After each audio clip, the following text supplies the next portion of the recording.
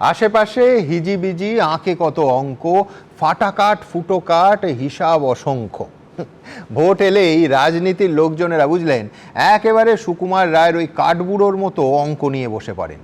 এবারও চারপাশে ওই অঙ্ক নিয়ে যত ধুন্ধুমার, এতক্ষণ এই আলোচনাতেও তার আঁচ আপনারা নিশ্চয়ই পেয়ে গেছেন। এখন কে অঙ্কে 100 পাবে আর কে শীর্ষেন্দু মুখোপাধ্যায়ের ওই বুড়ুনের মতো 13 পাবে, সে তো বোঝা যাবে সেই 4 মে।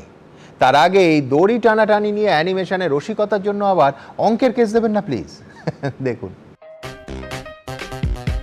কেস দেবেন না প্লিজ।